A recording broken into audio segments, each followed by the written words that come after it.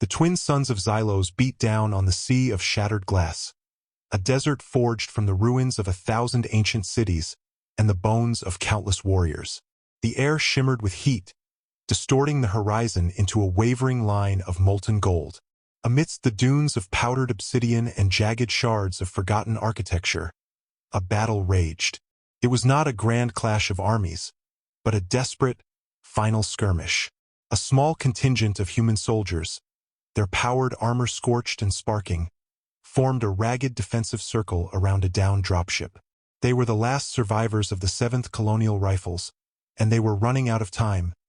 Their leader, a man named Corwin Vance, moved with a weary grace that belied the chaos around him. He wasn't a giant of a man, nor did he possess the flamboyant bravado of the heroes in the holodramas. His face, beneath the grime and sweat, was sharp and intelligent. His eyes a calm gray that seemed to absorb the madness of the battlefield without being consumed by it. He reloaded his pulse rifle with practiced efficiency, his movements economical, never wasting an ounce of energy. He had seen too much war to believe in glory. He fought for the man next to him, and for the hope of seeing another sunrise on the opposing side. The forces of the kThar Dominion advanced with relentless, mechanical precision. Their insectoid warriors, encased in chitinous black armor, moved in perfect unison, their multifaceted eyes reflecting the harsh light like polished obsidian. They were a tide of death, and the human circle was a pebble in its path. Just as the humans braced for the final, overwhelming charge, a new presence descended upon the battlefield. A sleek, silver skiff, shaped like a predatory bird, sliced through the superheated air and landed with a soft hiss of repulsors between the two forces. From its hatch emerged a figure that seemed woven from starlight and defiance. She was tall and willowy, her skin a flawless, luminous white that glowed faintly against the dark desert. Her hair, a cascade of pure white silk, flowed down her back, untouched by the dust and grime of the world. She wore armor of burnished gold that seemed to drink in the sunlight, intricately crafted to be both beautiful and functional, hugging her form without restricting her movement. This was Princess Lyra of the Celestial Concordance, a neutral power whose intervention was as unexpected as it was unwelcome to the kThar. Cease this pointless slaughter. Her voice rang out, clear and commanding, yet carrying an undercurrent of something softer, almost melodic. Cut through the din of battle like a blade. The kThar commander, a hulking brute with scarred carapace, let out a guttural hiss of contempt. He raised a clawed hand, and a dozen of his warriors broke from the main group, their biolances humming to life as they turned their attention to this new, arrogant obstacle. Lyra's golden gauntlets flared with energy as she summoned her own weapons, a pair of shimmering force blades that hummed with contained power. She moved with impossible speed, a blur of white and gold against the black tide. She was a masterful warrior, her every parry and thrust executed with lethal elegance. But the kThar were numerous, and they fought with a mindless, savage ferocity that began to wear her down. A lucky blow from a biolance grazed her shoulder, sending a shower of sparks from her armor and forcing her to stumble back. It was then that Corwin Vance acted. He didn't shout a challenge or make a grand speech. He simply saw an ally in peril and moved to assist. He vaulted over a pile of rubble, his pulse rifle barking short, controlled bursts that found the weak joints in the kThar armor with uncanny accuracy. His aim was preternatural, each shot placed with a calm certainty that defied the chaos. He wasn't just shooting. He was orchestrating the battlefield, using suppressive fire to herd the kThar into positions where Lyra's blades could find their mark. Lyra, momentarily stunned by the sudden, effective support, watched him from the corner of her eye. She had studied human military tactics. They were often described as chaotic, emotional, and inefficient. Yet this man, he moved with a quiet, terrifying competence. He anticipated the kThar's movements before they happened, his body flowing from cover to cover with an economy of motion that spoke of deep, ingrained instinct. He wasn't just fighting. He was thinking 3 moves ahead, turning the brutal brawl into a game of chess he was already winning. A massive kThar warrior, its carapace reinforced with stolen plating, lunged at Lyra from behind, its biolance aimed at her spine. She was engaged with two others and couldn't turn in time. But Corwin was already there. He didn't fire his rifle. Instead, he dropped it, drew a combat knife from his boot, and in a single, fluid motion, he drove it up under the creature's mandible and into its brain stem. The beast collapsed with a final, shuddering gasp. The entire sequence took less than a second, executed with a cold, professional lethality that sent a chill through Lyra that had nothing to do with the desert wind. She dispatched her remaining foes with renewed vigor, her mind racing. Who was this human? He fought with the skill of a veteran gladiator, the tactical mind of a seasoned general, and the calm of a philosopher-monk. It was a combination she had never witnessed, not in any species across the galaxy. Humans were supposed to be primitive, their technology crude, their minds clouded by emotion. This man was none of those things. He was something else entirely. The last of the k'thar fell, their bodies littering the obsidian sand. The desert fell into an eerie silence, broken only by the crackle of dying fires and the low groan of the damaged dropship. Corwin retrieved his rifle, wiped the alien ichor from his knife on a piece of cloth, and gave a curt nod to Lyra before turning back to check on his men. His concern for his wounded comrades was immediate and genuine. His hands gentle as he applied field dressings. Lyra approached him, her golden armor catching the light, her white hair a stark contrast to the soot-streaked face of the human. "Your skill is remarkable, human," she said, her voice losing some of its earlier command, replaced by a note of genuine curiosity. "Your name?" "Corwin Vance," he replied, not looking up from the soldier he was tending to. "And you're welcome. Now, if you'll excuse me, my friend here needs a medevac, not a chat." His bluntness was jarring, yet refreshing. He wasn't awed by her title or her beauty. He saw a person who needed help, and he'd helped. Now he had other priorities. Lyra felt a strange flutter in her chest, a sensation she couldn't quite name. She was a princess used to deference and awe. This man's indifference was more captivating than any adoration she'd ever received. Her personal skiff's comms unit crackled to life. A voice, deep and resonant with authority, filled the air. "Lyra, report. Your distress beacon was activated. Are you safe?" Lyra activated her own comm, her eyes still fixed on Corwin, who was now helping another soldier to his feet. "I am safe, father. The k'thar assault has been repelled." There was a pause on the other end, a silence that seemed to stretch across the light years. "By whom?"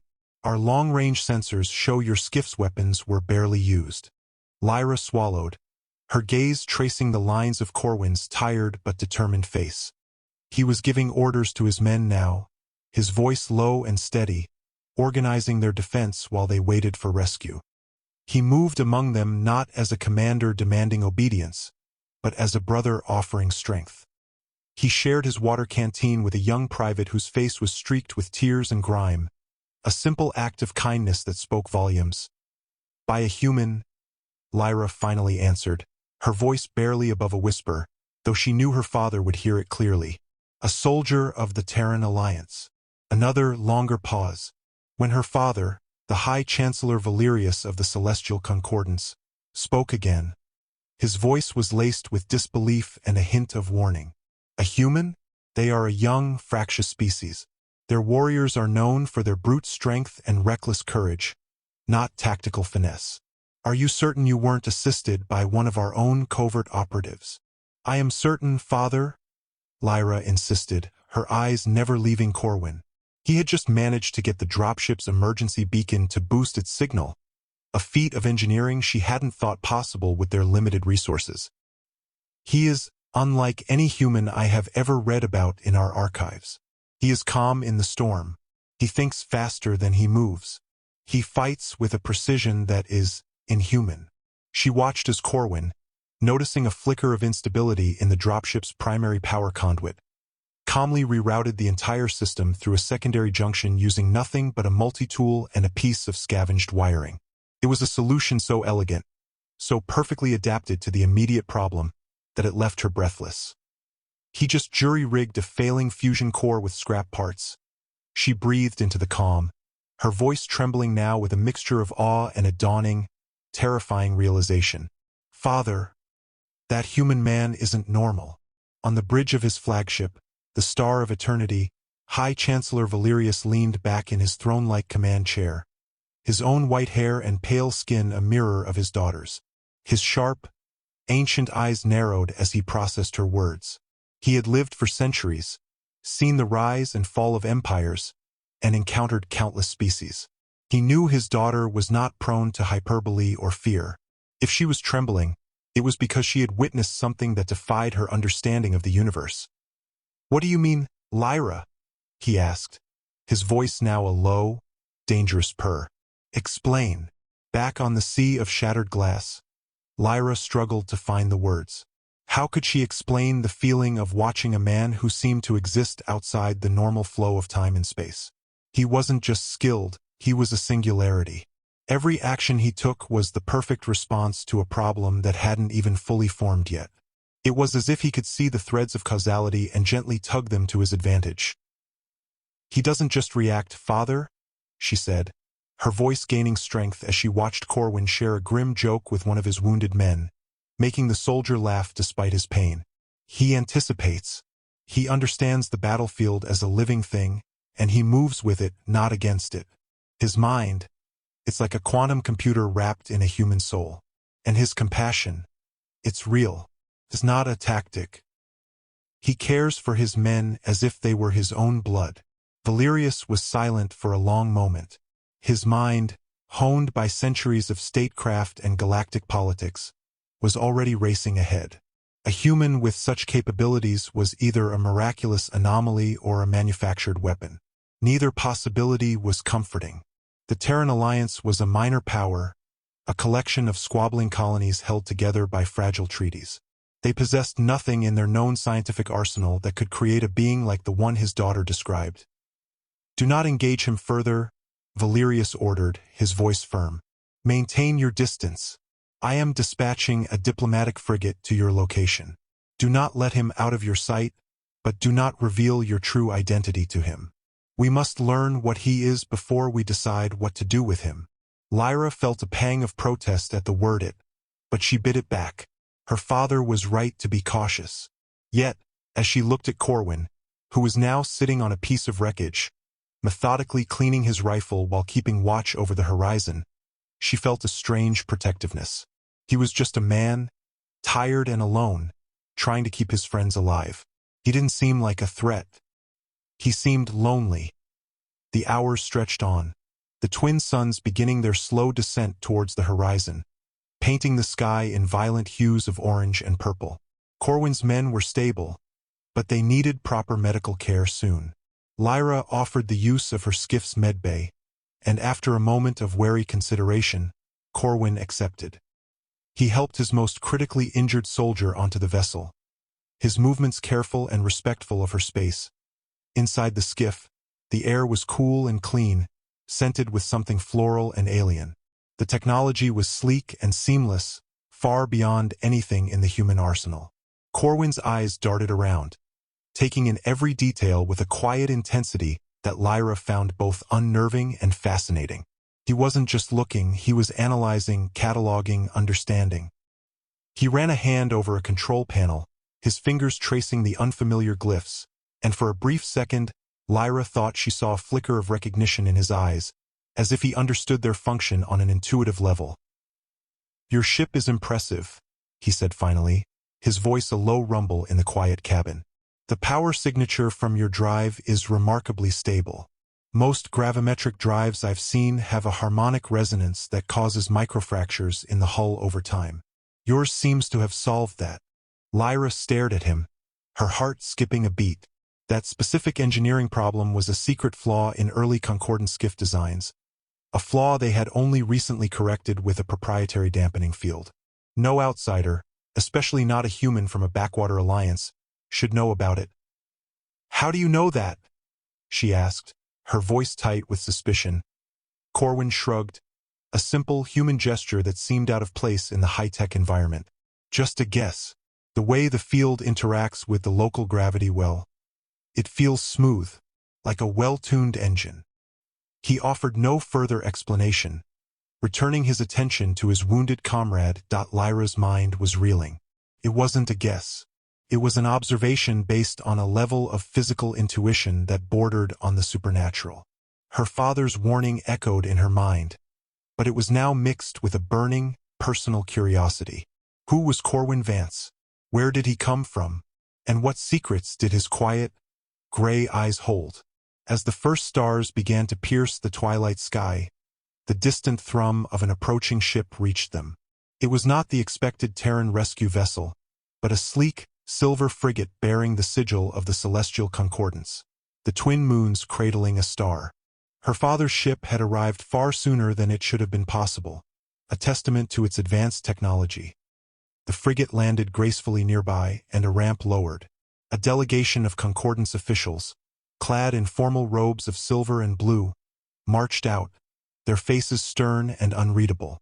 At their head was an older man who bore a striking resemblance to Lyra, his white hair tied back in a severe knot, his pale eyes fixed on Corwin with an intensity that was almost predatory. This was High Chancellor Valerius himself. He strode past his daughter without a word, his gaze never leaving the human soldier. Corwin met his stare without flinching, his posture relaxed but alert, his hand resting near his sidearm. There was no fear in his eyes, only a calm, watchful assessment. "So," Valerius said, his voice like polished stone, "you are the human who has so thoroughly unsettled my daughter."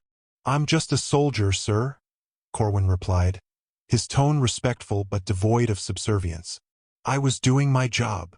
A job that involves rewriting the laws of physics and battlefield tactics as you go along?" Valerius countered, a ghost of a smile playing on his lips, though his eyes remained cold. "My daughter claims you are not normal. I find myself inclined to agree." Lyra stepped forward, her heart pounding. "Father, he saved my life. He saved his men. He is not a threat." Valerius held up a hand, silencing her. His full attention was on Corwin. "Tell me, human, what are you?" Corwin was silent for a long moment, his gray eyes holding the Chancellor's ancient gaze. The desert wind howled around them, carrying the scent of ozone and blood. In that silence, the weight of galaxies seemed to press down on the small group of people standing on the shattered glass of a dead world. Corwin's answer, when it finally came, was simple, quiet, and carried a depth of mystery that would change the course of history for both their peoples. "I'm just a man who's seen too many tomorrows," he said. And in that moment, Princess Lyra knew with absolute certainty that her life, and perhaps the fate of the entire galaxy, had just been irrevocably altered by the quiet, impossible human standing before her. The story was far from over. It had only just begun its most dangerous and fascinating chapter. The desert wind, now cool with the night, carried the scent of ozone from the Concordance frigate and the metallic tang of blood from the battlefield. High Chancellor Valerius's question hung in the air, heavy and sharp as a blade. Corwin's quiet answer, "I'm just a man who's seen too many tomorrows," was not a confession, but an invitation to a mystery far deeper than any tactical anomaly. Valerius, a being of immense intellect and centuries of experience, did not press further in front of his retinue. He simply nodded, a gesture that was both acknowledgement and command. "You will come with us," he stated, his voice leaving no room for argument. "Your men will be evacuated by our medical shuttle. You have my word on their safety." Corwin glanced at his soldiers, their faces etched with exhaustion and relief. He saw in their eyes the trust they placed in him, and he knew this was the only path forward. He gave a single, sharp nod. "Agreed." Lyra watched the exchange, her heart a frantic bird against her ribs. She saw the subtle shift in her father's demeanor. Not just suspicion, but a dawning, profound curiosity. He saw in Corwin not a weapon but a key. A key to what she could not yet fathom. Aboard the Star of Eternity, the opulence was staggering. Corridors of polished moonstone led to chambers that seemed to breathe with soft, internal light. Corwin, however, remained unimpressed by the grandeur. His attention was fixed on the subtle hum of the ship's core, the flow of its energy systems, the silent language of its technology. He walked beside Lyra, who had insisted on being his guide, her golden armor replaced by a simple silver gown that shimmered like captured starlight.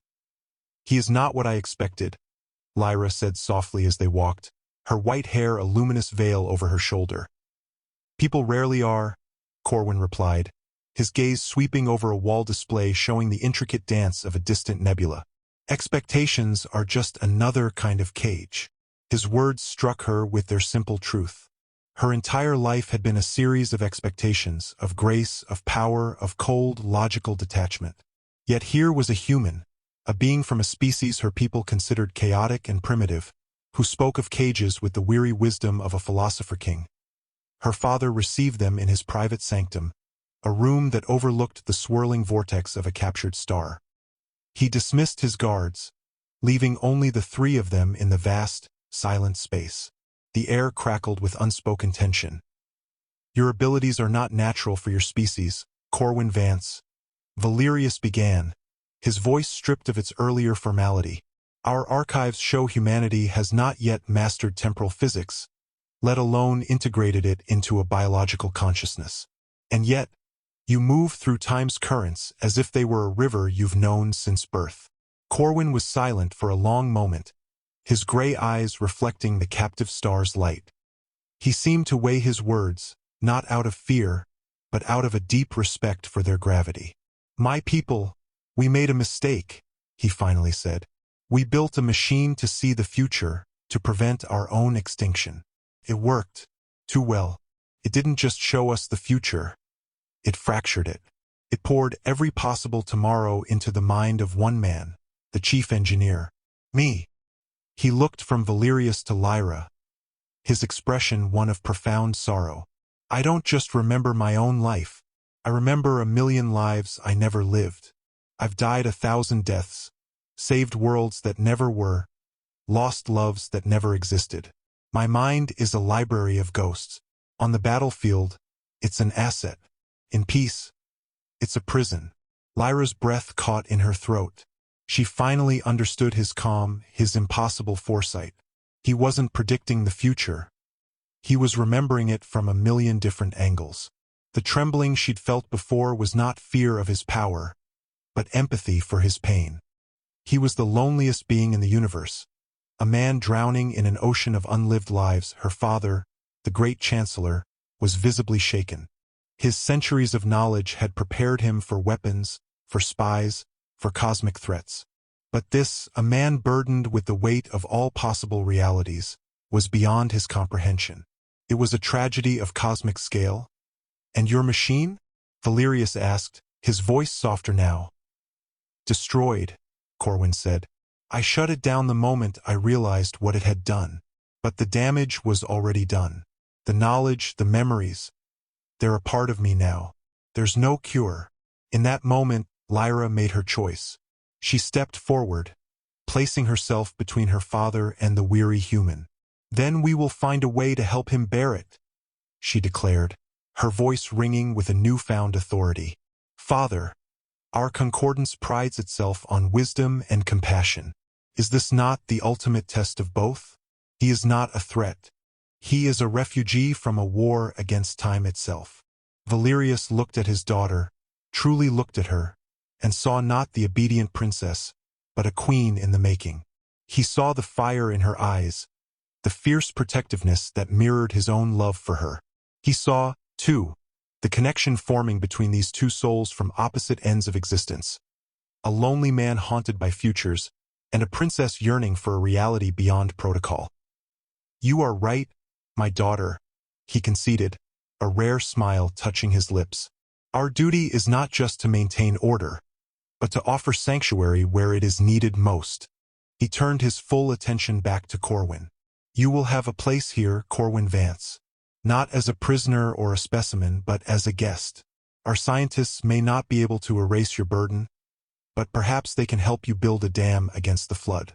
And you," he added, his gaze flicking to Lyra, "will be his guide. You will teach him that one life, lived fully in the present, is worth more than a million half-remembered tomorrows." The months that followed were a quiet revolution. Corwin, under Lyra's patient guidance, learned to anchor himself in the now. He walked with her through the crystalline gardens of the Concordance capital, his hand in hers, learning the names of flowers that bloomed only once a century. He taught her human songs, his rough voice a counterpoint to her clear, melodic one. He showed her how to find joy in the simple act of watching a sunrise, a thing he had forgotten in his sea of endless dawns. His tactical genius was not wasted. He became an advisor to the Concordance fleet, not to wage war, but to prevent it. His unique perspective allowed him to see diplomatic solutions where others saw only conflict, to navigate political minefields by remembering the countless ways they could explode. He became known not as a weapon, but as a bridge builder. And Lyra, in turn, found in him a partner who saw her not as a princess, but as a person. He challenged her ideas, made her laugh with his dry, human humor, and held her when the weight of her future responsibilities threatened to crush her. He taught her that strength could be gentle, and that love was not a weakness, but the strongest anchor of all. Their wedding was a ceremony that united two worlds.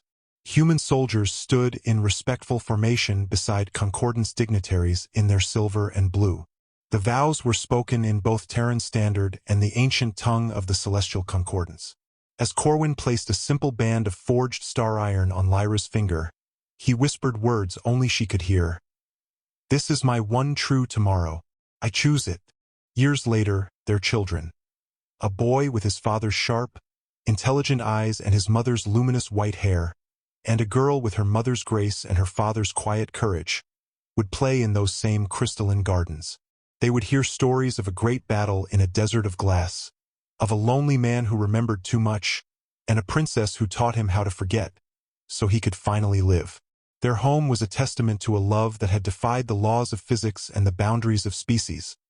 A peaceful, happy ending forged not in the fires of war, but in the quiet, enduring strength of a shared present. The story of the man who saw too many tomorrows had found its perfect, singular today. Years flowed like a gentle river through the crystalline spires of the Concordance capital.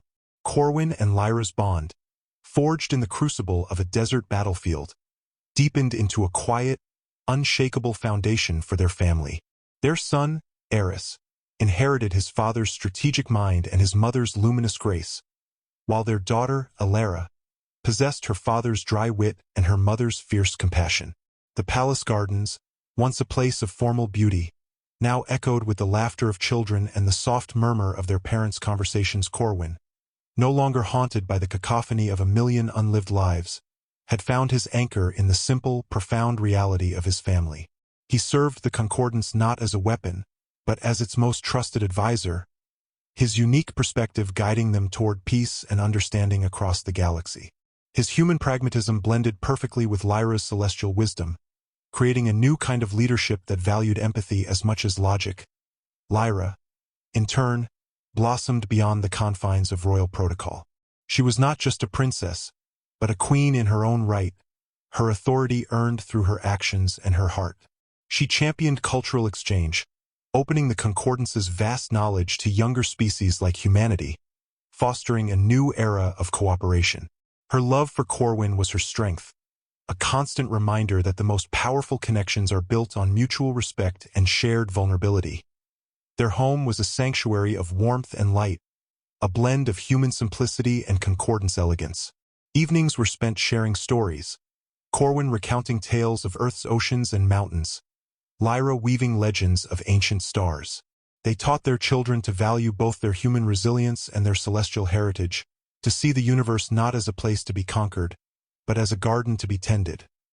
The High Chancellor Valerius watched his daughter and her husband with a pride that softened his ancient features. He had come to see Corwin not as an anomaly, but as a gift, a man who had shown them that true strength lies in the courage to be vulnerable, and that the future is best built one loving choice at a time. The fear he'd once felt had transformed into a deep, abiding respect.